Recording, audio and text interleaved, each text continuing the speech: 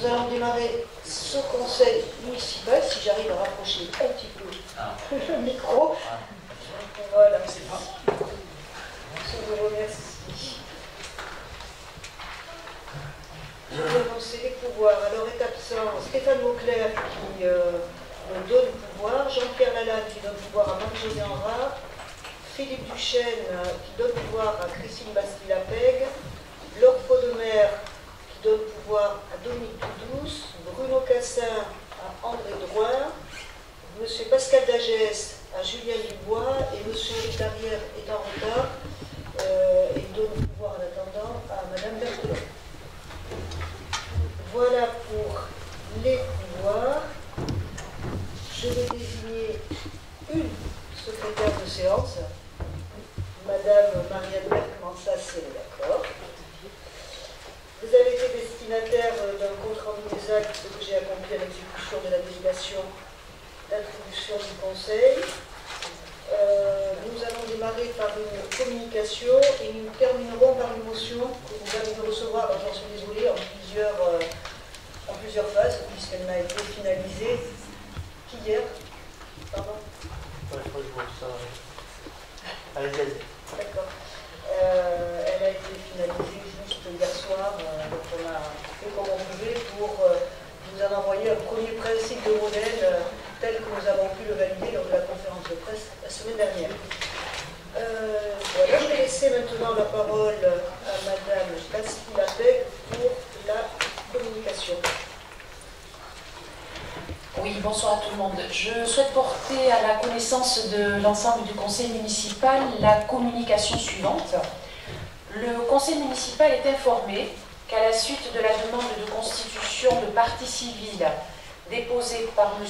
Julien Dubois auprès du tribunal administratif de Pau, qui a donné lieu à une délibération du conseil lors de sa séance du 6 novembre dernier, le tribunal a rendu sa décision le 26 novembre courant et a rejeté la demande de M. Julien Dubois au motif, relevé par la délibération, qu'elle n'avait pas fait l'objet d'une demande préalable dans les conditions prévues par la législation.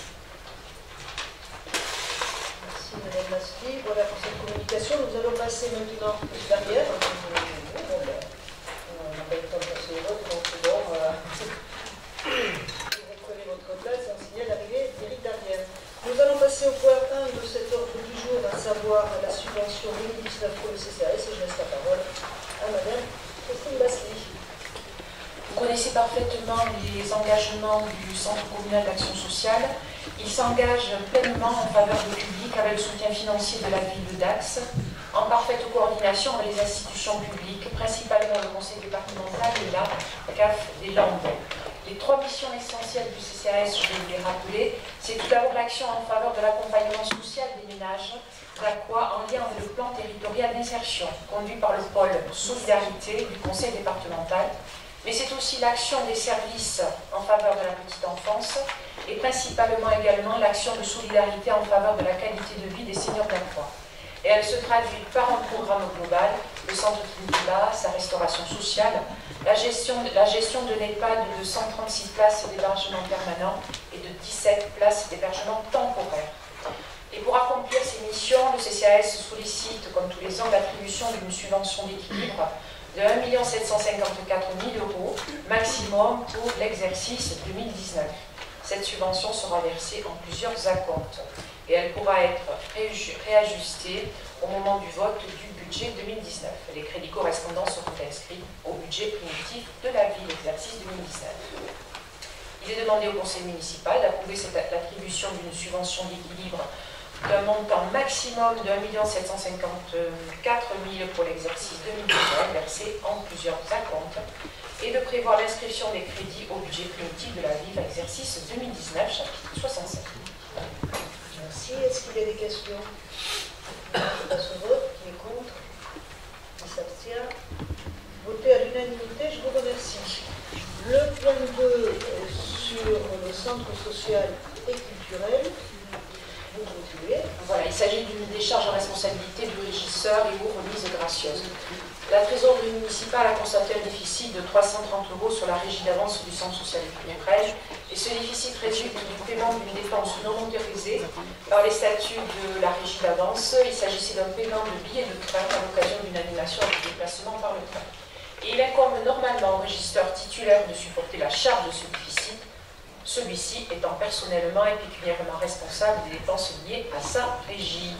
Compte tenu que cette dépense rentrait dans le cadre des missions du service pour une sortie familiale, qu'elle aurait été réglée de toute façon par mandat administratif, en vertu de l'article 11 du décret du 15 décembre 1966 modifié, la décision en décharge de responsabilité et ou de remise gracieuse est possible, moyennant l'avis favorable de l'organisme public qui en supportera la charge.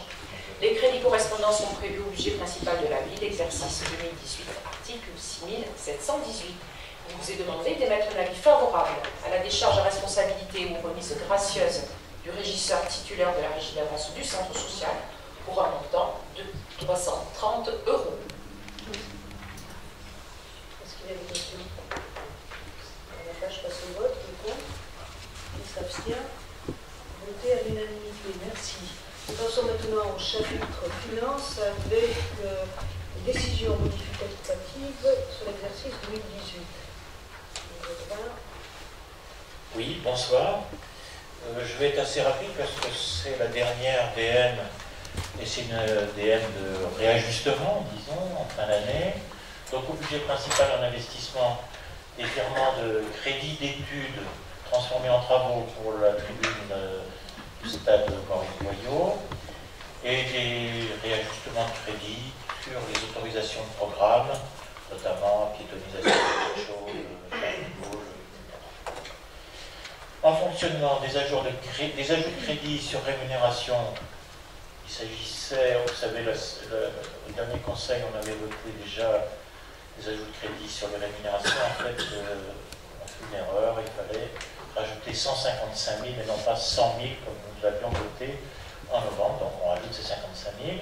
Convention de subvention d'équilibre au budget des fêtes, qui est due notamment au coût supplémentaire de gardiennage. Alors c'est indiqué gardiennage de parking sur le tableau, mais en fait c'est le gardiennage global sur les fêtes, hein. C'est tous les frais de gardiennage. Et enfin c'est aussi l'augmentation des navettes sur ce budget. C'est financé en fonctionnement par des taxes sur les droits de mutation qui sont en hausse par rapport au BP. On avait estimé prudemment des droits de mutation qui sont bien plus élevés que prévu.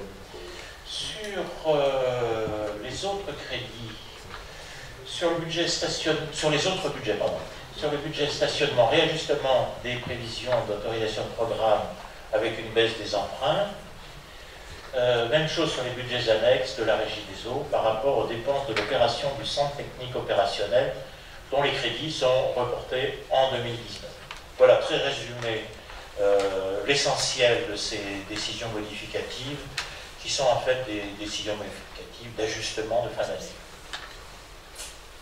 Donc il vous est demandé de voter pour les décisions modificatives que je viens de vous présenter. Merci André. Est-ce qu'il y a des remarques, des interventions, des questions? Non, je passe au vote. Qui est contre? Qui s'abstient?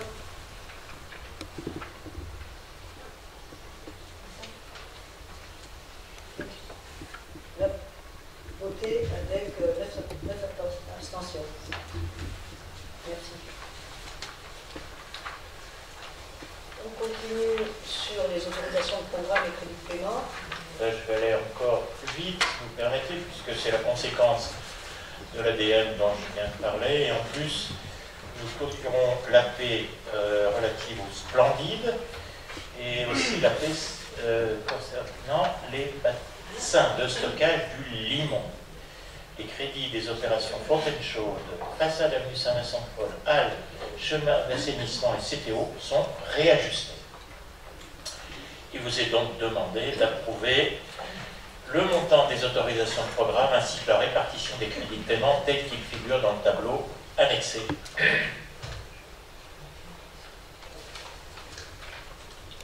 Des questions? Non? Qui est contre? Qui s'abstient? Voté avec 9 abstentions. Le point suivant sur l'ouverture des crédits 2019 pour la section investissement. Comme tous les ans, nous sommes autorisés à ouvrir des crédits en investissement avant le vote du budget. Ils sont limités à 25% des budgets de l'année précédente, c'est-à-dire de ceux de 2018. Ne sont pas concernés ceux de type de dépenses, et dépenses qui sont prévues en autorisation de programme et crédit de paiement, qui sont obligatoirement ouverts en tant qu'autorisation de programme. Et le deuxième, c'est toutes les dépenses qui ont déjà été engagées fin 2018, mais qui n'ont pu être liquidées du fait de un certain nombre d'aléas administratifs, notamment les factures correspondantes. Il vous est donc demandé d'accepter d'ouvrir les crédits d'investissement pour l'exercice 2019 dans les limites indiquées ci-dessus et conformément au tableau annexé à la présente. Merci, démarche classique en fin d'année. Est-ce qu'il y a des questions? Oui, monsieur Arras. Madame le maire, mes chers collègues, nous sommes dans une situation ubuesque. Notre collègue Éric Darrière l'avait déjà signalé au début du mandat. Nous allons voter le budget 2019 le 24 avril. Un tiers de l'année se sera écoulé, sans que cette assemblée n'ait été consultée. Les autorisations de programme que nous venons de voir ont tout de même été un moment de vérité. Vous nous concédez que la médiathèque ne sera pas réalisée avant les élections municipales. Seulement 165 000 € de crédits sont inscrits. Ils correspondent aux études, et encore et toujours des études. Le voile est déchiré. Vous nous agitiez un projet de médiathèque il y a encore 15 jours, mais concrètement, il n'y a rien. Votre méthode de présentation des orientations budgétaires pose plusieurs questions. Vous nous demandez de vous faire une confiance aveugle. Or, nous n'avons jamais vu un plan pluriannuel d'investissement. Ce que nous demandons, c'est d'avoir pour le Conseil du mois de février, qui sera celui des orientations budgétaires, premièrement, le plan pluriannuel d'investissement dont vous nous avez annoncé le montant global aux orientations budgétaires 2018, c'est-à-dire 40 millions d'euros environ pour la période 2018-2020. À quel niveau d'exécution sommes-nous? Deuxièmement, nous souhaiterions disposer de simulations budgétaires. L'impact du plan pluriannuel d'investissement sur le... Nous souhaiterions avoir des simulations budgétaires, excusez-moi, de l'impact du plan pluriannuel d'investissement sur l'évolution de la dette après 2020, de l'impact de ce plan sur la capacité d'autofinancement à long terme, de l'impact de ce plan sur l'évolution de la fiscalité locale. Troisièmement, plusieurs collectivités sont secouées par des scandales de notes de frais. Le Conseil municipal de Genève a publié les montants attribués entre 2007 et 2017. Par souci de transparence, la ville de Dax pourrait-elle rendre publique la liste exhaustive des frais des membres du Conseil et des cadres de la commune entre 2008 et 2018? Il est important, dans une période où nos concitoyens demandent la transparence, que nous puissions leur montrer comment on a dépensé leurs impôts. Je vous remercie. Vous serez déçus avec les miens. Écoutez, on verra tout ça au moment des orientations budgétaires, puisque c'est aux orientations budgétaires que l'on évoque tous les points dont vous avez fait part. Là, nous en sommes juste à l'ouverture des crédits 2019 pour pouvoir, bien entendu, comme toutes les collectivités, on s'est voté de la même façon partout, pouvoir entamer le mois de janvier, février en toute sérénité avec les ouvertures des crédits, c'est le droit, et ça se passe ici comme partout. Oui, monsieur Arras. Je tiens simplement à vous signaler que ce soir, le conseil municipal de Mont-de-Marsan se réunit et débat des orientations budgétaires, que vous êtes conseillère régionale et que vous avez déjà débattu des orientations budgétaires, et que d'ici la fin du mois, vous aurez voté le budget de la région Nouvelle-Aquitaine. Ce qui montre bien que ce n'est pas insurmontable de présenter un budget avant le 1er janvier, ou en tout cas avant le 31 janvier, pour l'exécution sur l'ensemble de l'année 2019. C'est quand même une forme de mépris de présenter le budget au bout de 4 mois, de fonctionnement, c'est-à-dire que pendant 4 mois, vous ne rendez aucun compte à cette assemblée municipale. C'est tout. Écoutez, arrêtez de vous énerver, et puis surtout, évitez-nous dans cette assemblée une compétition permanente d'Aix-Mont-de-Marsan. Ça vous amuse peut-être, mais moi je ne suis pas en compétition avec la ville de Mont-de-Marsan. Je respecte ce qui se fait à Mont-de-Marsan, chacun gère sa collectivité de façon libre et autonome, je respecte ce qui se fait à Mont-de-Marsan. Ici, on l'organise à notre façon ici, mais arrêtez, s'il vous plaît, de tout le temps de nous mettre en compétition, et je ne rentrerai pas dans ce jeu-là de guéguerre, je sais, qui est apprécié peut-être depuis des années dans ces départements, c'est pas mon truc, je n'y rentrerai pas. Bien, alors à Mont-de-Marsan, ils font ce qu'ils veulent, et nous, on organise cette assemblée comme on le veut, et puis on mènera nos projets comme on le veut, parce que pour l'instant, nous sommes en effet la majorité municipale. Alors je vous laisse une dernière fois la parole, et puis nous allons continuer.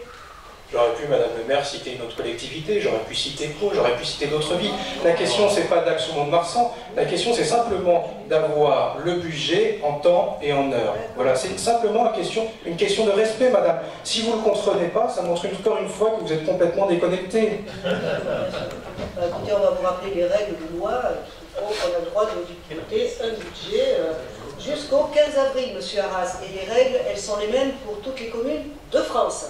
Et y compris donc Dax, puisque s'il y a une loi qui l'autorise jusqu'au 15 avril, c'est qu'il n'y a pas de souci particulier et qu'on n'est pas une exception à la règle.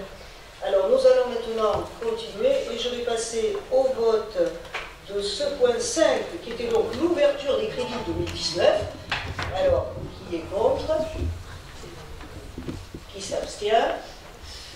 Alors, votez avec une voix contre, celle de M. Arras, et 8 abstentions. Je vous remercie.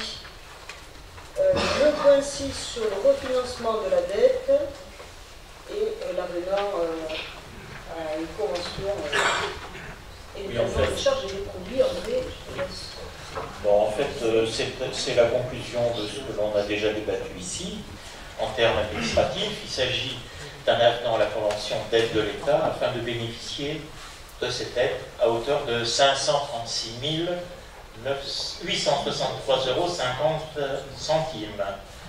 Les autres points à l'intérieur de cet avenant sont des points d'écriture comptable qui permettent l'étalement budgétaire de l'indemnité de remboursement anticipé et de l'aide de l'État. Rien de plus. C'est quelque chose qu'on a déjà voté ici.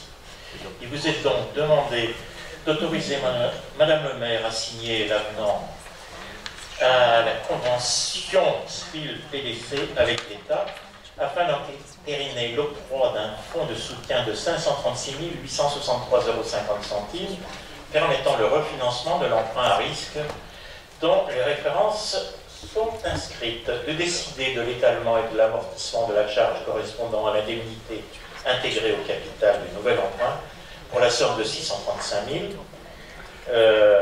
sur une durée de 12 ans et de procéder aux écritures comptables comme indiqué dans le tableau annexé et de décider de l'étalement de l'aide du fonds de soutien sur 12 ans en procédant aux écritures comptables comme indiqué sur le tableau, dans le tableau annexé. Merci. Je passe aux questions. Est-ce qu'il y a des questions? Non. Je passe au vote. Qui est contre? Qui s'abstient? Votez avec 8 abstentions. Madame Perrin, vous votez pour? Merci. On va voter avec 8 abstentions. Nous passons au point suivant sur la mise à jour des tableaux des effectifs au 1er janvier au 1er février 2019. Oui, en fait, on passe une mise à jour des tableaux des effectifs tous les ans au 1er janvier de chaque année. Il tient compte, bien entendu, des mouvements de personnel, départ, recrutement et avancement. Cette année, il y aura une mise à jour le 1er février 2019 en raison de la mise en place du dispositif PPCR, parcours professionnel, carrière et rémunération, qui prévoit le classement de certaines catégories de personnel qui sont aujourd'hui en catégorie B jusqu'au 31 janvier, en catégorie A à partir du 1er février. Nous sommes obligés donc de faire réaliser 2 tableaux d'effectifs entre le 1er janvier et le 1er février. Il vous est donc demandé d'approuver les tableaux des effectifs municipaux qui sont joints en annexe. Merci. Est-ce qu'il y a des questions? Je passe au vote. Qui est contre? Qui s'abstient? J'étais à l'unanimité. Merci. Une modification du régime indemnitaire. Oui, c'est qu'une phase supplémentaire. Au fur et à mesure, les régimes indemnitaires sont modifiés dans le cadre de la RIFSEP. Cette fois-ci, vous concernez quelques cadres d'emploi, conservateurs des bibliothèques, attachés de conservation du patrimoine, bibliothécaires et assistants de conservation du patrimoine des bibliothèques. Ça concerne quelques personnes dans notre collectivité. En fait, il n'y a pas de modification financière, c'est le même montant, mais ce sont une nouvelle application, une nouvelle loi. Donc il vous a demandé d'approuver les modifications du régime indemnitaire de la ville de Dax dans les conditions susvisées, conformément aux dispositions annexées à compter de décembre 2018. Merci. Bon, je pense pas de souci sur ce problème juste administratif. Je passe au vote. Qui est contre? Qui s'abstient? C'est voté à l'unanimité. Merci. Alors on change de registre puisque là on part sur les accueils de loisirs sans hébergement. Je laisse la parole à Anne-Serre. Merci Madame le maire. Donc une délibération qui ne vous surprendra pas puisque nous l'examinons chaque année. Nous accueillons les enfants en accueil de loisirs pendant les vacances, les petites vacances, pendant l'été et le mercredi après-midi également. On vous propose d'augmenter de 2% les tarifs, tout comme l'année dernière. Les tarifs vont de 7,85 € à 14,05 €. Et bien évidemment, ils fluctuent en fonction du quotient familial des familles pour permettre un accès aux loisirs pour tous. Ils fluctuent également en fonction des aides qui sont attribuées aux familles qui en bénéficient. Vous avez en annexe un tableau qui récapitule l'ensemble des tarifs qui sont aussi fonction du nombre d'enfants. Il est proposé au conseil municipal de fixer les tarifs pour les accueils de loisirs applicables à compter du 1er janvier 2019, tels que fixés ci-dessus et conformément aux documents annexés à la présente, et d'autoriser Madame le maire à signer tout document relatif à ce dossier. Juste une petite précision que j'ai oubliée, on a une forte progression, on est à la fin de l'année, donc c'est l'heure du bilan, et par rapport à 2017, en 2018, on aura une progression de 12% de fréquentation des accueils de loisirs, ce qui est très important. Merci. Est-ce qu'il y a des questions? On va passer au vote. Qui est contre? Qui s'abstient? C'est voté à l'unanimité, merci. Et toujours sur les centres de loisirs sans hébergement, la convention de versement d'aide sociale par le CES. Merci, Madame le maire. Effet de ricochet, puisque cette délibération dépend directement de la précédente. Une convention depuis 2012 est signée entre la ville de Dax et la communauté d'agglomération du Grand Dax via le CIS et permet donc d'harmoniser l'ensemble des tarifs sur la communauté d'agglomération du Grand Dax et permet également à l'agglomération via le CIS de participer au financement des accueils de loisirs. Puisqu'il y a une augmentation de 2% des tarifs, elle génère vraiment un avenant, la nécessité de délibérer sur un avenant à cette convention avec l'agglomération. Donc il est demandé au conseil municipal d'autoriser monsieur le premier adjoint au maire à signer l'avenant qui est joint et de notifier la présente délibération à madame la présidente de la communauté d'agglomération du Grand Dax. Merci. Les questions? Je passe au vote. Qui est contre? Qui s'abstient? C'est voté à l'unanimité. Merci. Merci à Anne-Serre. Je laisse la parole à Marie-Josée Henra pour le contentieux Ville de Dax, Chabannes et partenaires.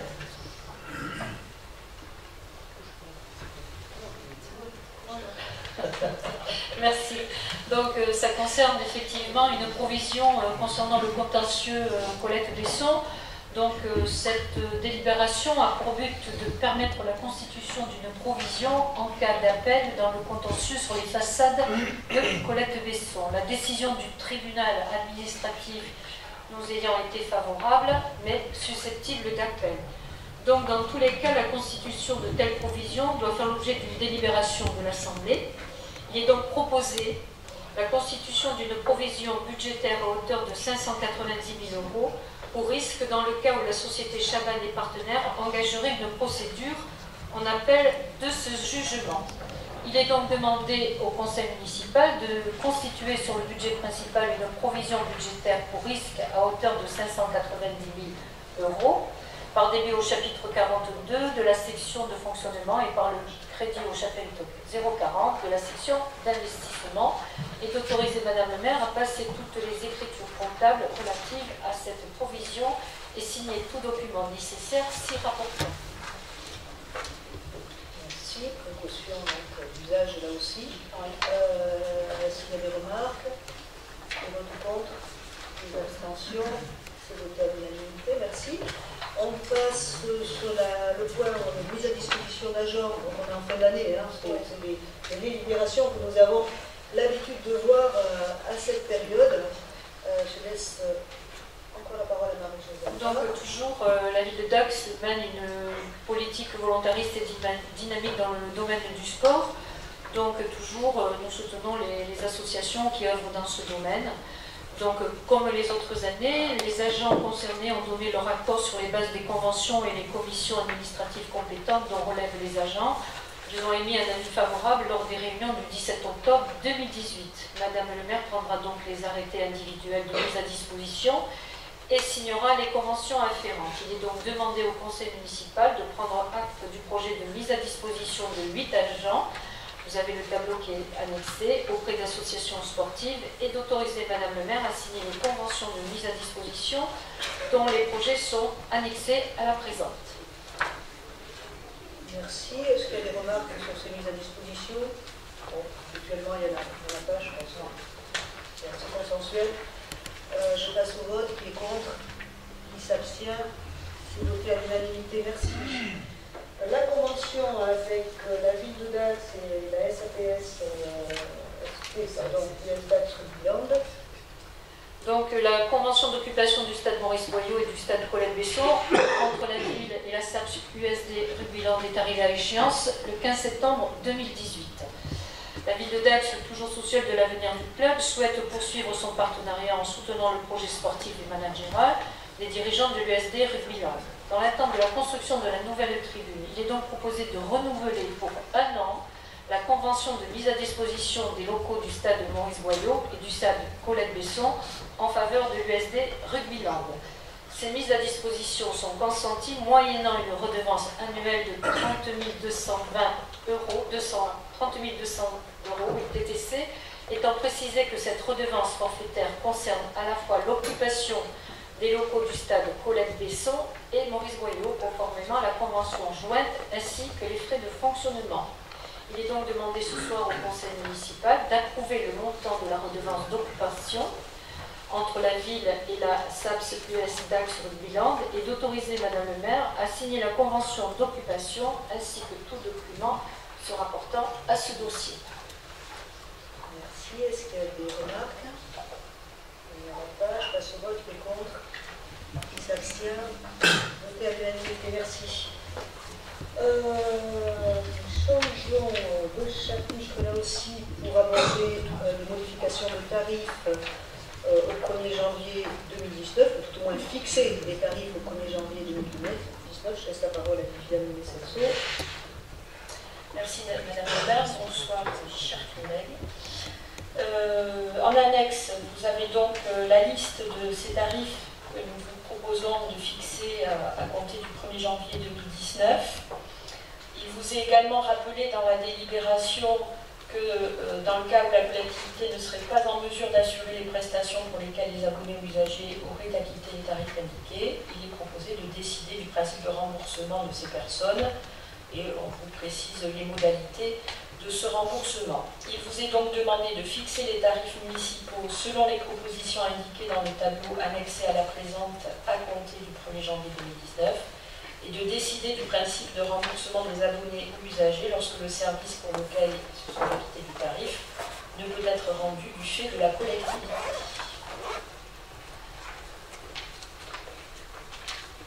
Est-ce qu'il y a des questions?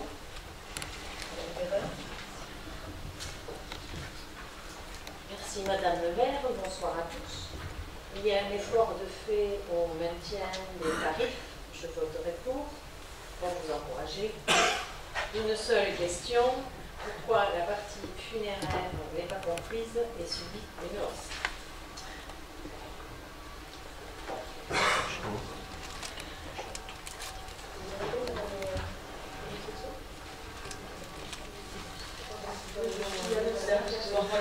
C'est pas évident. Voilà, oui, merci. Merci Madame Perrin, c'est la première fois qu'on me pose une question sur ce sujet. Je vous en remercie. Voilà, alors effectivement, cette partie-là subit une petite hausse, la petite, je me permets quand même de 2%. Ces dernières années, il n'a pas été proposé, en tout cas pas régulièrement, une hausse des tarifs. C'est un domaine qui génère quand même beaucoup de travaux et nous avons en particulier ces derniers mois et pour les années à venir beaucoup de services à rendre dans ce domaine-là aussi. Donc il n'est pas toujours très drôle, je vous l'accorde, mais néanmoins qui est un service rendu, qui doit être un service comme les autres de qualité, de grande qualité, puisqu'on s'adresse aux personnes dans des moments qui ne sont pas toujours simples pour elles. Alors je citerai en particulier la réhabilitation de ce que l'on appelle le carré des indigents, par exemple, dans le cimetière au Saint-Vincent. Je citerai par exemple le carré des enfants aussi, qui avait été réhabilité il y a quelques années, mais enfin quelques années maintenant, depuis une mandature. Je citerai les columbariums qui ont été rajoutés au cimetière Saint-Pierre, ainsi que le jardin du souvenir qui est en cours d'aménagement, qui est même aménagé maintenant. Nous allons également nous lancer dans quelque chose d'assez important, qui sont les reprises de concessions et qui sont nécessaires pour pouvoir répondre à la demande, etc. Bon, bref, tout cela sont des services rendus et qui nécessitent effectivement de solliciter ces tarifs-là. Je me permets aussi de dire quand même que ce sont des tarifs pour 15 ans, 30 ans, 50 ans, ce ne sont pas des tarifs que l'on demande heureusement quotidiennement aux personnes. Voilà, je me permets donc voilà, de les proposer à votre bienveillance à tous. Voilà, je pense que ça peut quand même être justifié, mais j'entends tout à fait votre remarque. Encore une fois, merci d'avoir posé une question sur le funéraire, qui est un sujet que les gens n'aiment pas trop aborder d'habitude. Merci d'apporter ces précisions, Viviane, d'autant que ces tarifs, malgré tous les travaux qui ont été faits ces derniers mois notamment, n'avaient pas été revalorisés depuis 2011. Donc, c'était aussi nécessaire dans cette petite augmentation de pouvoir accompagner des projets qui sont importants pour la qualité d'accueil dans les cimetières aussi. Je vais passer au vote. Qui est contre? Qui s'abstient? C'est voté à l'unanimité, merci. 36 Pédarios pour régime des boues, eau potable, irrigation, assainissement, thermal, laboratoire, les tarifs en bref. Elle appelle Jacques-Pierre. Voilà, merci Madame le maire. Donc comme chaque année, le conseil municipal est amené à se prononcer sur les tarifs appliqués par la régie municipale des eaux et de l'assainissement, la régie des boues et le laboratoire municipal. Donc de 2014 à 2017, ces tarifs sont restés inchangés. Une augmentation de 1,4% a été appliquée en 2018. Des efforts importants sont consentis depuis plusieurs années par les équipes de la régie des eaux pour rationaliser et réduire les charges de fonctionnement. Dans ces conditions, il est proposé pour l'exercice 2019 de ne pas augmenter les tarifs pratiqués par la régie des eaux pour l'eau potable, pour l'assainissement, pour l'eau thermale, pour les boues thermales et pour les prestations du laboratoire.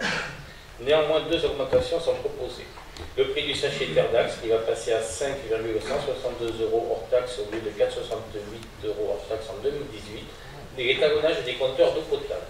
Il est donc demandé au conseil municipal d'approuver les nouveaux tarifs de la régie des eaux, de la régie des boues et du laboratoire municipal présentés dans le tableau annexé qui sont applicables pour l'exercice 2019. Merci Francis. Juste pour la revalorisation du sachet Terdax, je ne sais pas si vous vous souvenez, mais je crois qu'on avait évoqué ici en conseil municipal, c'est la nouvelle convention que l'on signe avec les établissements thermaux qui a revisité justement des pratiques qui duraient depuis fort longtemps, avec une baisse des sachets par curiste et un prix laquelle les établissements thermaux et la régie, bien sûr, se sont mis d'accord. Tout ça, c'est dans le cadre de la convention établie avec eux qui a suscité cette réactualisation du prix du sachet. Alors, est-ce qu'il y a des questions? Je passe au vote. Qui est contre? Qui s'abstient? C'est voté à l'unanimité. Merci. Nous passons maintenant au loyer des espaces commerciaux pour les halles municipales. Je laisse la parole à Axel Verdière. Bonsoir. Effectivement, alors vous le savez, la ville porte le projet de réhabilitation des halles municipales dans le but de reconstituer l'activité commerciale autour d'un équipement qui doit rassembler largement les Dacquois et les visiteurs du marché. L'activité est maintenue jusqu'à la fermeture du bâtiment et la ville, en tant que propriétaire des surfaces commerciales des halles, souhaite tenir compte des désagréments liés notamment à la problématique d'accès et de visibilité du fait des travaux et accompagner au mieux la continuité commerciale. C'est pourquoi nous proposons les mesures suivantes à compter du 1er décembre. Une exonération de la redevance d'occupation de domaine public pour les terrasses des deux activités de bar-restauration, en l'occurrence la Guitoune et la brasserie des Halles. Une réduction de 50% sur les loyers actuels relevant de baux commerciaux pour les boutiques et des occupations de domaine public pour les étals. Ces mesures représentent un coût de 512 € pour l'occupation de domaine public et de 11 887,55 € pour les loyers. Il vous est également proposé la gratuité de loyer pour les commerçants qui seront installés dans la halle transitoire et ce pendant la durée de l'installation. Les conditions financières relatives aux halles rénovées ont déjà fait l'objet d'une délibération au conseil municipal. Elles restent bien évidemment inchangées. Il est donc demandé au conseil municipal, à compter du 1er décembre, d'autoriser l'exonération de la redevance d'occupation de domaine public pour les terrasses et deux activités de bar-restauration, d'autoriser une réduction de 50% des loyers actuels relevant des baux commerciaux et des conventions du domaine public pour les étages, et à compter, et pour toute la durée d'installation de la halle transitoire, d'autoriser la gratuité de loyer pour les commerçants qui seront installés dans la halle transitoire. Merci, je crois que ça a été présenté en commission commerce. Est-ce que vous avez des questions? S'il n'y en a pas, je passe au vote. Qui est contre? Qui s'abstient? C'est voté à l'unanimité. Merci. Madame Lidous, pour la régularisation de la situation administrative des dépôts au musée de Borda. Merci Madame le maire. Un arrêté de 2004 fixant les normes techniques relatives à la tenue de l'inventaire du registre des biens déposés dans les musées précise les actions à mener pour la bonne gestion de ces œuvres déposées. Il convient, avant de commencer le prochain récollement, de procéder à des opérations de vérification administrative, notamment concernant le statut des dépôts. Et pendant le premier récollement décennal du musée municipal de Dax, il est apparu que la situation administrative de deux dépôts au musée de Borda est imprécise. Il s'agit d'une œuvre déposée par le musée des Beaux-Arts de Tourcoing, une peinture de Henri Achilzo, en attendant l'heure, et une œuvre du musée du Beaux-Arts d'Arras. Il s'agit là aussi d'une peinture, Corrida, de Gustave Collin. Donc il est apparu qu'il fallait éclaircir cette situation administrative, et pour ça, des conventions vont être signées, conventions de dépôt en accord avec les intérêts des deux établissements qui nous les prêtent. Il s'agit donc, il est demandé au conseil municipal d'approuver les termes de la convention avec le musée des Beaux-Arts de Tourcoing et avec le musée des Beaux-Arts d'Arras, et d'autoriser Madame le maire à signer une convention avec le musée des Beaux-Arts de Tourcoing et le musée des Beaux-Arts d'Arras, ainsi que tout document relatif à la réalisation de ce projet. Merci. Est-ce qu'il y a des questions? Je passe au vote. Qui est contre? Qui s'abstient? C'est voté à l'unanimité. Merci. Madame Isabelle Rabot-Favreau, présentez-nous les actions de l'école de la nature, s'il vous plaît. Le respect de l'environnement et plus largement la mise en œuvre du développement durable doit effectivement préserver notre cadre de vie collectif, renforcer l'attractivité de la ville et améliorer la qualité de vie de notre cité. C'est pour cela que la ville de Dax a souhaité créer une école de la nature pour favoriser l'éducation au développement durable. Les nouvelles générations deviendront ainsi des citoyens plus avisés et plus responsables sur les thèmes majeurs de la biodiversité et de la citoyenneté. Des actions en partenariat avec les écoles ont donc été initiées. Des animations pédagogiques qui sont basées essentiellement sur de la science participative en lien avec des études scientifiques menées au niveau national, en intégrant l'offre globale des différents services de la ville de Dax à l'attention du public scolaire par l'intermédiaire du livre et de l'enseignant. Et ça aboutit à la constitution d'un programme d'animation actuellement efficient. Tellement efficient qu'il y a 11 classes du CP au CM2, c'est-à-dire environ 270 enfants, qui sont actuellement concernés dans 3 écoles élémentaires. Beaucoup de partenaires locaux sont sollicités et une attestation validera chaque animation sur les thèmes en lien avec le développement durable. Un diplôme d'éco-citoyen sera remis aux enfants à la fin du parcours de l'école primaire. La structure école de la nature reste donc ouverte à de futurs projets et répondra aux sollicitations supplémentaires concernant des visites de sites ou bien des aides à projets tout au long de l'année. Les coûts des actions externalisées de l'école de la nature sont évalués à 5 920 €. Les crédits correspondants seront inscrits au budget principal de la ville en 2019. Il est demandé au conseil municipal de valider les actions à l'école de la nature dont vous avez la liste jointe après et d'autoriser Madame le maire à signer tout document s'y rapportant.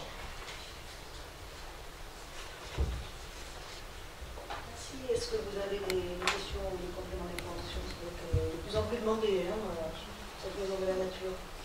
Pour beaucoup d'ailleurs de réunions aussi dans des écoles, des gens qui souhaitent s'y réunir.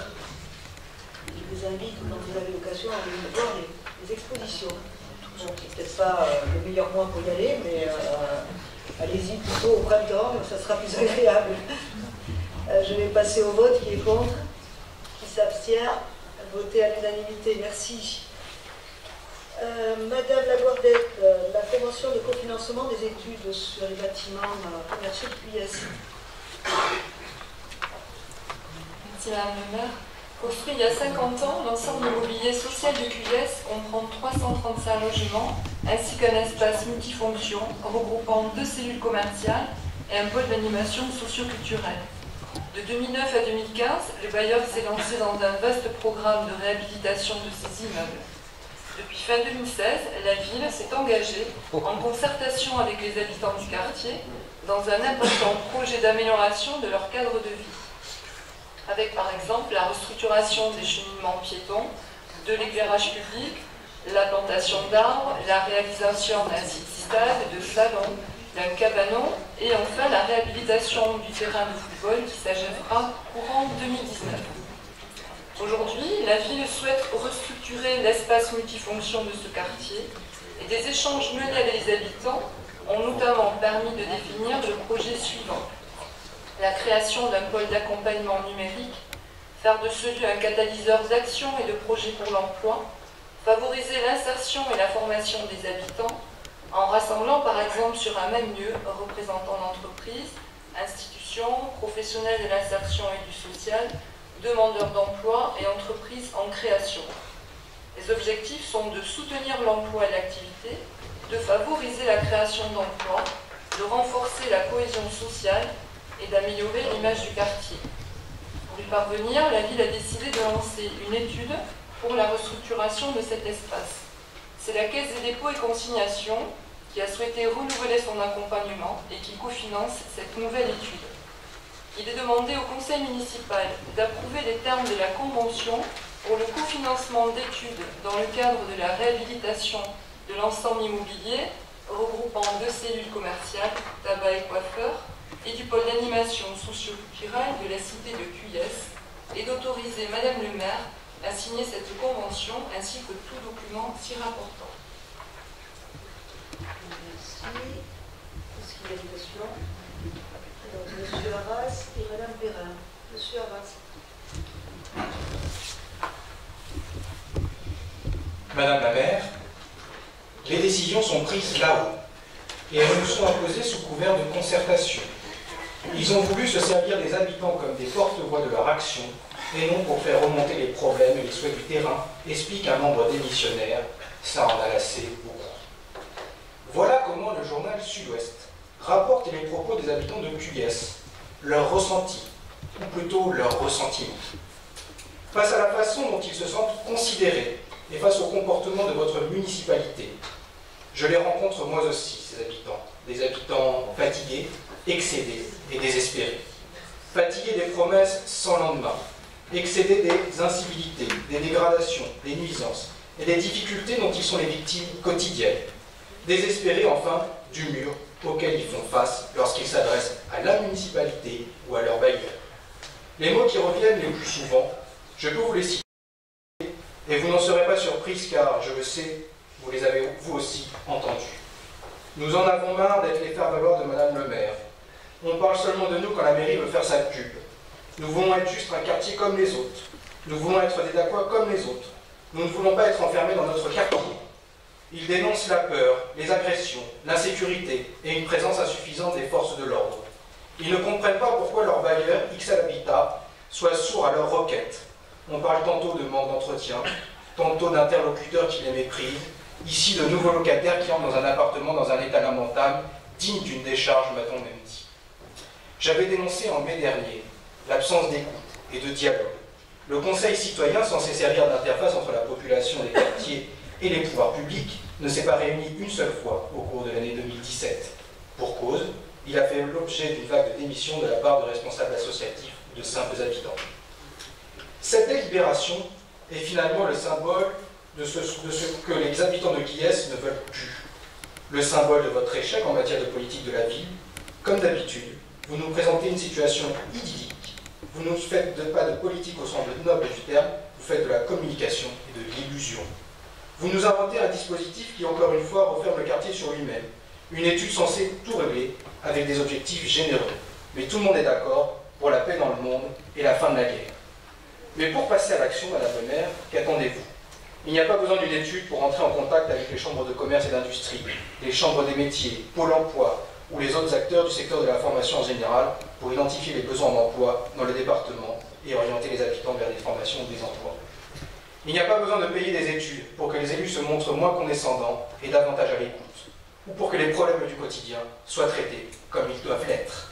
Il est temps, Madame le maire, de sortir de la communication en papier glacé qui est encore distribuée ce jour-ci dans les boîtes aux lettres, des envolées lyriques qui n'apportent rien, du vocabulaire savant qui tente de faire croire aux habitants qu'on s'occupe de leurs problèmes ou de leurs revendications. Il est temps, en un mot, Madame le maire, de faire un peu moins de discours et un peu plus d'action.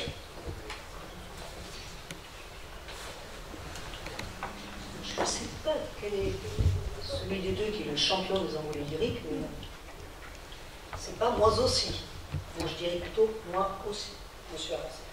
Petite erreur de prononciation sans doute, mais moi il n'y a pas de place. Mais bon, je ne vais pas bien sûr rentrer dans ce débat quand on sait qu'en 2008, les logements de Cuillès n'avaient pas été réhabilités depuis les années 70 et qu'aujourd'hui 335 logements ont été réhabilités, que 3 millions d'euros ont été mis dans ce quartier, que ce soit pour la réhabilitation, que ce soit pour les espaces publics, par le concours de l'accompagnement de l'État d'ailleurs, et tout un travail de partenariat avec les habitants, avec les écoles, avec les habitants. Il s'agit aujourd'hui de travailler, et bien sûr que ça se travaille, là on vous a pas entendu, avec la Chambre des métiers, avec la CCI, bien entendu.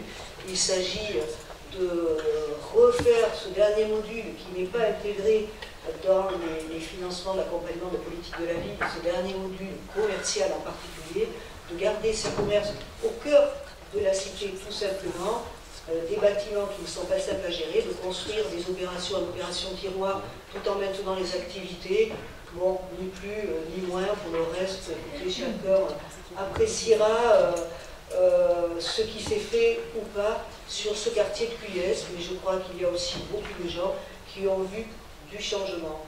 Voilà, c'est tout ce que j'ai envie de dire, parce que, excusez-moi, je pense qu'on n'a pas tout à fait la même vision des choses.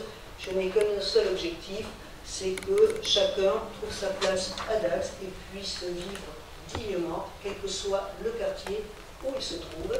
Et c'est le sens de notre action depuis 2008, tout simplement. Alors, je vais passer au vote sur ce projet. Ah, pardon, Madame Guérin, allez-y, excusez-moi. C'est un quartier prioritaire, d'accord, mais pourquoi c'est toujours Puillès qui revient? Vous avez répondu en partie à cette question. Vous avez par exemple la place du Maréchal Joffre, qui, à part servir de parking, il n'y a pas grand-chose, il n'y a pas de commerce, il n'y a pas d'animation, et pourtant on est quand même à Dax, on est juste après les ponts.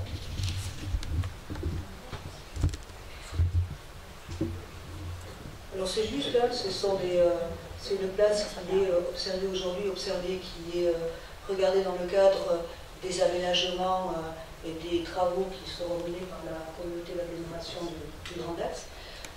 En ce qui concerne Puillès, vous l'avez relevé, on est dans un quartier politique de la ville, des constructions qui datent de 1960, livrées entre 1960 et 1963, qui n'avaient jamais été réhabilitées. Il était important d'apporter de la dignité et de remettre aux normes, en conformité, ces appartements, ces choses faites. Je crois que tout le monde en est ravi et c'est réussi d'avoir enfin des logements où on n'a plus les courants d'air que les gens avaient parce qu'il n'y avait plus aucune isolation, d'avoir pu mettre une isolation par l'extérieur, etc., c'est-à-dire donner du confort de vie à 1000 personnes qui habitent, bien entendu, dans ce quartier. Pour autant, le reste, bien sûr, sera accompagné, chaque chose en son temps, parce qu'à chaque jour suffit sa peine, et on fait des choix, et gérer, c'est aussi être en responsabilité, c'est aussi choisir et prioriser. Ça ne veut pas dire que la situation, bien sûr, ne sera pas accompagnée, bien entendu. Alors je vais passer au vote. Qui est contre? Qui s'abstient? C'est voté avec 2 abstentions, celle de Mme Perrin et de M. Arras. Je vous remercie. Alors, nous sommes maintenant à l'acquisition de 2 parcelles de terrain nu sur la route de Sauvagnac. Je laisse la parole à Bruno Janot. Alors, il faut changer de place, j'espère ne pas me tromper. Hop. Merci Madame la maire. Les époux Lapeyre sont propriétaires de 2 parcelles de terrain nus cadastrés section CI 146 et 325 de 7576 m² situées le long de la route de Sauvagnac. Souhaitant s'en dessaisir, ils ont proposé à la ville qu'elle s'en porte acquéreur au prix de 1 000 €, ce qu'elle a accepté en vue de compléter la réserve foncière déjà constituée aux abords du stade Colette-Besson. Les crédits nécessaires à cette acquisition sont inscrits au budget 2018. Il est demandé au conseil municipal d'approuver l'acquisition de ces parcelles au prix de 1 000 € et d'autoriser M. Jean-Pierre Lalande, 5e adjoint au maire en charge des affaires foncières, à signer l'acte authentique correspondant qui sera reçu par Maître Montes, notaire à Dax, ainsi que tout document se rapportant à ce dossier. Merci. Il y a une question. Je passe au vote. Qui est contre? Qui s'abstient? C'est voté à l'unanimité. Merci. Madame Madounari, avec le développement de la boutique en 2019, qu'est-ce que vous allez me proposer de beau? Je vais vous proposer de faire des achats pour les fêtes de fin d'année, faire des cadeaux. C'est l'occasion.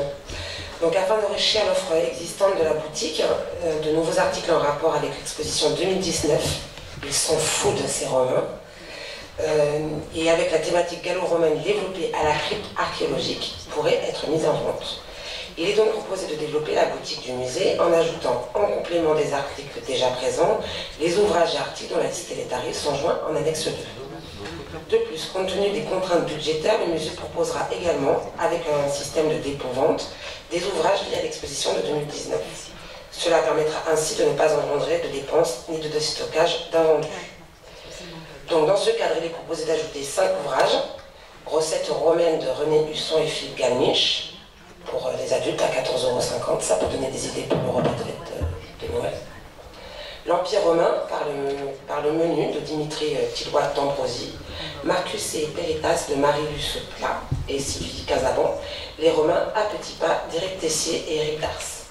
Le dépôt-vente sera conclu avec la société Campus de Dax. Un ouvrage supplémentaire, Dax de Lucien Arlot, Le dépôt-vente sera conclu avec M. Lucien Arlot, dessinateur régional. En fonction des ventes réalisées, un réassort pourra être réalisé au cours d'exposition.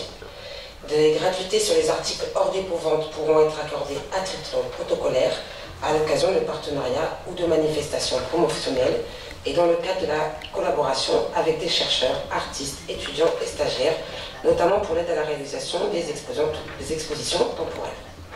Les crédits correspondants seront inscrits au budget primitif de la ville, exercice 2019. Il est donc demandé au conseil municipal de fixer les tarifs de la boutique du musée de Borda tel que proposé en annexe et d'autoriser Madame le maire à signer tout document relatif à ces opérations. Merci. En ce qui concerne d'ailleurs Marcus et Péritas, qui a été édité par les éditions Passiflore, c'est le petit livre qui a été remis aux congressistes lors des journées thermales d'automne, quand nous avons mis au Splendide, et on va dire, c'était un beau petit clin d'œil à notre histoire locale sur le thermalisme, et ce petit cadeau a été très apprécié par les personnes, les congressistes de toute la France qui participaient à ce congrès sur le thermalisme. Alors, est-ce qu'il y a des questions? Je passe au vote. Qui est contre? Qui s'abstient? C'est voté à l'unanimité. Merci. Madame Alexandre, la programmation scientifique et culturelle 2019 et la demande de subvention. Merci Madame le maire. Le musée de Borda est labellisé Musée de France, comme vous le savez, et à ce titre, il doit remplir des missions définies dans le Code du patrimoine, à savoir conserver, restaurer, étudier et enrichir les collections, rendre leurs collections accessibles au public le plus large, concevoir et mettre en œuvre des actions d'éducation et de diffusion visant à assurer l'égal accès de tous à la culture et contribuer au progrès de la connaissance et de la recherche ainsi qu'à leur diffusion. À ce titre, la programmation scientifique et culturelle de l'année 2019 du musée de Borda sera dense. L'équipe travaillera sur la conservation et la gestion quotidienne des œuvres, comme à son habitude. Pour 2019, l'inventaire réglementaire du musée de Borda sera achevé et se déroulera sur le nouveau logiciel Aliénor Web Pro, acquis récemment. Par ailleurs, le post-récollement pourra commencer. Les restaurations des collections également, avec une campagne annuelle de restauration qui sera engagée l'année prochaine. Des acquisitions possibles et les travaux de la crypte archéologique que nous avons évoqués précédemment ici même. L'étude des collections et les programmes scientifiques, puisque le musée poursuivra des partenariats engagés en 2018. Un autre axe donc, est la valorisation des collections avec une programmation culturelle assez sympathique, et vous l'avez pu deviner lors de la délibération précédente, la gastronomie sera à l'honneur en 2019 avec l'exposition temporaire Ils sont fous de ces Romains qui se déroulera du 5 février au 28 décembre avec le soutien et la collaboration du service départemental de l'archéologie de la Dordogne. L'équipe du musée valorisera cette exposition comme la crypte archéologique au travers d'ateliers pédagogiques pour le public scolaire, des manifestations programmées tout au long de l'année, et puis des programmes d'éducation culturelle développés pour des classes de la maternelle au lycée sur toute l'année.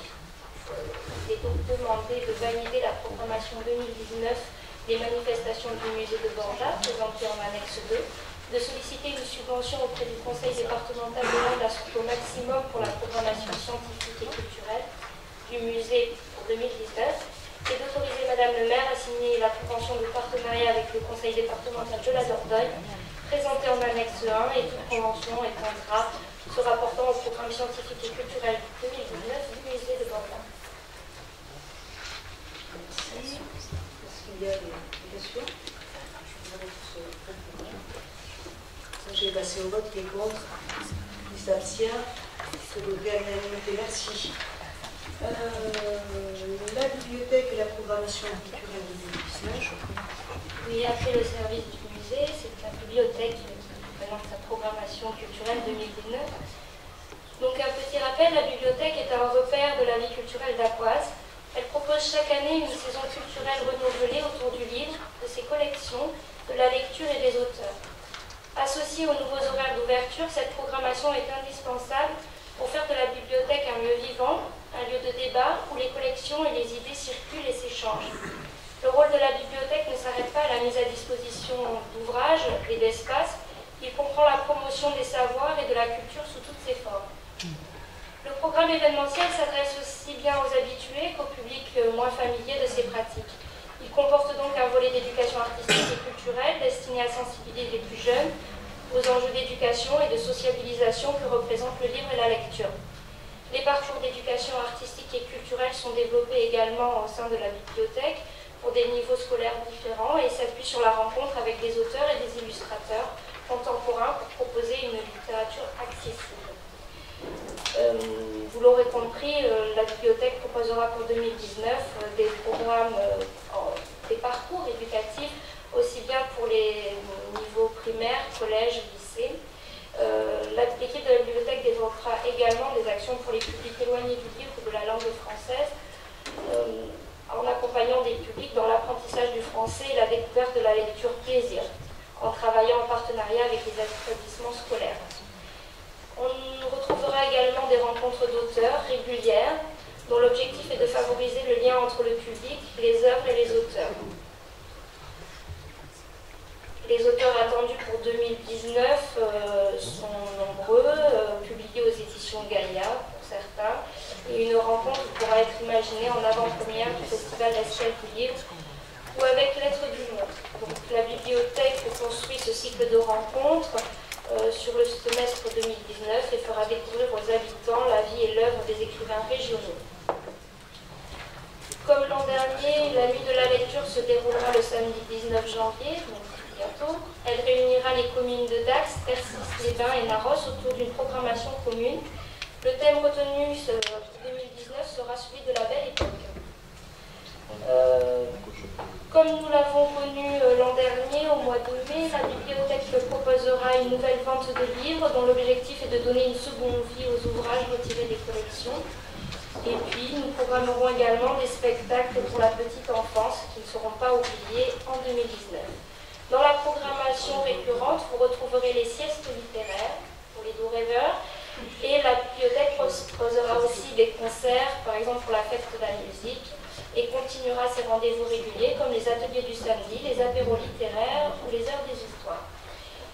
Cette année, nous travaillerons également avec le réseau de lecture publique des Landes et nous intégrerons le festival itinéraire. Donc tout ce programme nécessite d'être approuvé pour 2019 et puis nécessite également d'autoriser Madame le maire à signer la convention d'adhésion au réseau de lecture publique des Landes avec le département des Landes, ainsi que tout document relatif à ce dossier. Si, je sens percevoir que certains sont intéressés par les siestes littéraires. Bon alors, on s'inscrira tous, on ira tester les siestes littéraires. Merci de cette présentation. Est-ce qu'il y a des questions? Madame Perrin, allez-y. Merci Madame le maire. Qu'est-ce que vous entendez par groupe d'élèves allophones?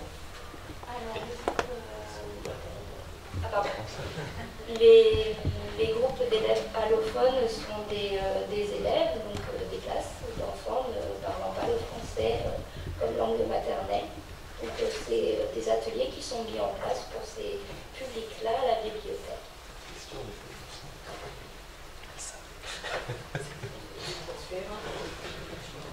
Bien que j'émette un doute quant à l'utilisation d'un terme peu courant pour ne pas nommer les migrants, je voterai pour afin de ne priver personne de la culture, de la connaissance et de la langue française.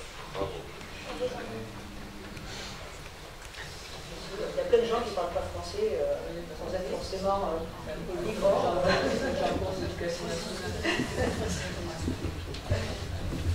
Bien, merci Madame Perrin en tout cas. Je vais passer au vote. Qui est contre? Qui s'abstient? Et c'est voté à l'unanimité. Alors il reste une délibération, après nous passerons à la motion. Je laisse la parole à Nicole Coutan pour les immobilisations revenant à la Rivillac. Merci Madame le maire. Lors de la signature du bail en novembre 2015 avec la SC Dax Le Splendide, les immobilisations concernant cet immeuble ont été mises à disposition sur le compte 248. La SCI Dax Le Splendide a rétrocédé à la ville de Dax un ensemble de matériel qu'elle n'a finalement pas l'intention de l'intégrer dans les murs du nouvel hôtel, car cet ensemble ne présente pas une valeur intéressante justifiant une restauration. Il y a donc un petit matériel pour une valeur estimée à 350 €. Cette valeur sera récupérée du compte 248 et l'immobilisation est créée pour intégrer cette valeur d'actif. Monsieur Piquet-Jean-Pierre a proposé la somme de 490 € pour l'ensemble faisant son affaire du déménagement de ce matériel. Un deuxième lot, la SCI Dax Le Splendide a rétrocédé à la ville de Dax un autre ensemble de meubles qu'elle n'a pas l'intention de réintégrer dans les murs du nouvel hôtel, mais qui présente un certain aspect architectural et patrimonial art déco. La ville souhaite donc conserver ce mobilier dont la liste est annexée. Ce mobilier est estimé pour son ensemble à une valeur de 5 890 €.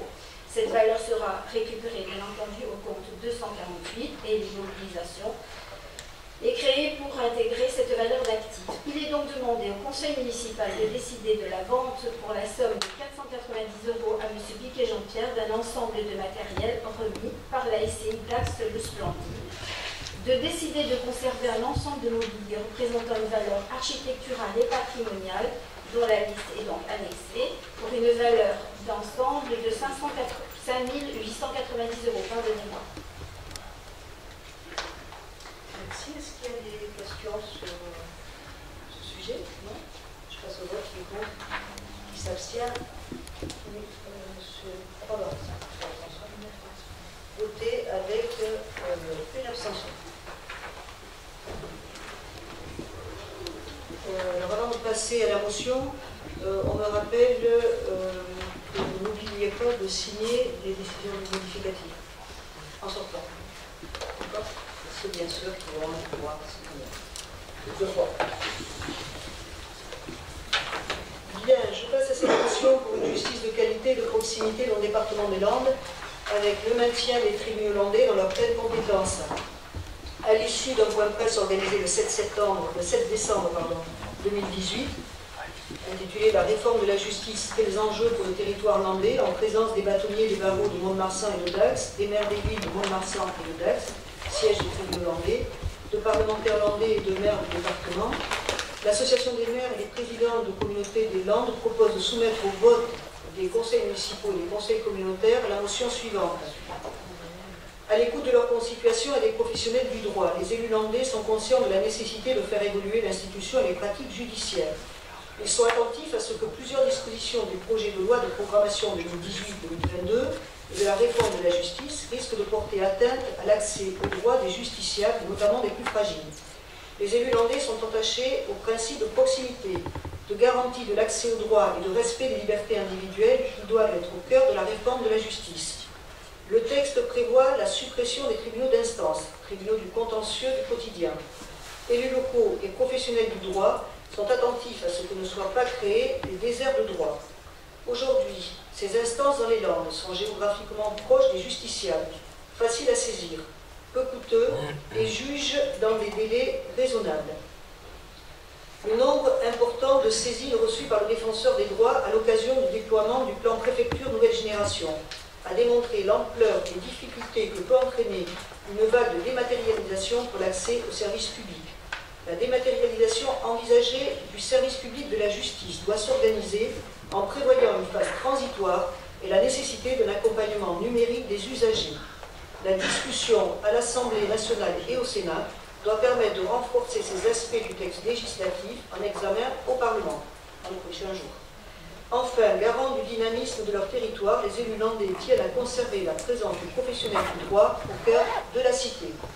Il est demandé au conseil municipal de réaffirmer son attachement à la présence de services publics de justice répondant aux besoins réels du territoire landais et à l'accès aux droits de ses habitants, de demander expressément le maintien dans toutes ses attributions actuelles du tribunal de grande instance de Dax. Voilà pour la motion qui vous est proposée et qui a été travaillée en concertation avec les bâtonniers et les maires principalement concernés par un tribunal. Est-ce que vous avez une motion, M. Arras?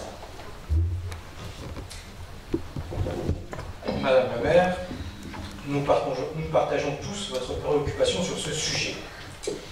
En dénonçant l'éloignement de la justice des justiciables, n'avez-vous pas le sentiment d'être juge et partie? Il faut parfois attendre 2 ans avant que les tribunaux correctionnels jugent des affaires pénales. Et l'un des objectifs de cette loi, un des objectifs majeurs, est d'améliorer la procédure pénale. La garde des Sceaux vous a entendu. Aucun tribunal d'instance ne sera supprimé. Les magistrats et les fonctionnaires continueront d'être affectés à leur tribunal. Les tribunaux comme Dax continueront à juger les contentieux du quotidien identiques à ceux d'aujourd'hui. L'article 533 du projet prévoit même que les chefs de cour pourront attribuer au tribunal d'instance des compétences supplémentaires après avis du président du tribunal de grande instance et du procureur de la République si cela correspond à un besoin réel des justiciables. Cette motion est donc vide, les éléments sont déjà dans le débat parlementaire et comme le disait Sylvain Henri Magnoli, à chaque assemblée son débat et nous ne sommes pas l'Assemblée nationale.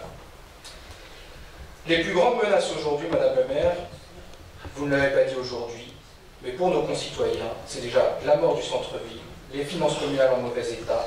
Je pourrais en faire une liste encore plus longue, mais je crois, Madame, qu'il est temps que les priorités redeviennent des priorités. Je m'abstiendrai. Bien sûr. Écoutez,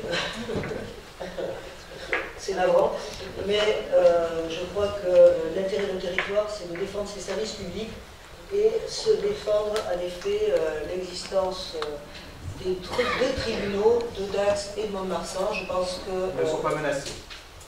Écoutez, c'est vous qui le dites.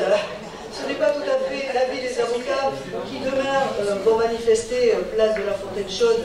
Les 80 avocats du barreau de Dax manifestent demain, sont en grève demain parce que le texte est à nouveau examiné la semaine prochaine à l'Assemblée et eux ne sont pas aussi rassurés que vous, mais peut-être avez-vous des éléments que les avocats, les 2 bâtonniers n'ont pas, et je pense qu'il serait intéressant que vous puissiez leur apporter l'information de façon plus précise parce que vous avez l'air d'être dans le secret des lieux. Moi, ce que je constate, c'est qu'il y a... ce que je constate, c'est que le débat parlementaire, en ce moment, il est un peu compliqué, excusez-moi, et qu'il y a beaucoup de choses qui changent du jour au lendemain. Alors, on attendra la fin du débat parlementaire concernant la réforme de la justice. Moi, ce que je constate, c'est que ce soit le maire de Mont-de-Marsan, que ce soit le maire de Dax que je suis, que ce soit le bâtonnier et le barreau de Mont-de-Marsan, ou que ce soit le bâtonnier et le barreau de Dax, sont très inquiets de ces mesures et il s'agit d'être en vigilance, d'être tous conscients et solidaires, vigilants d'une situation qui pourrait en effet nous échapper et garantir la vitalité d'un centre-ville, c'est garantir aussi dans son centre-ville des professions peut-être à valeur ajoutée avec du pouvoir d'achat que sont aussi les avocats et si par malheur un jour il arrivait qu'il y ait un regroupement de 2 tribunaux et que l'on ferme le tribunal de Dax, je pense que nous en serions tous bien navrés. Alors on espère que les choses se passeront bien. Les avocats avaient été rassurés il y a quelques temps, nous les sommes plus aujourd'hui parce qu'entre-temps, des mesures en effet qui avaient été plus ou moins accordées ont été modifiées. Donc il s'agit là d'une notion de vigilance et de solidarité pour défendre les services publics sur nos territoires semi-urbains, semi-ruraux. Mais nous prenons acte de votre attention.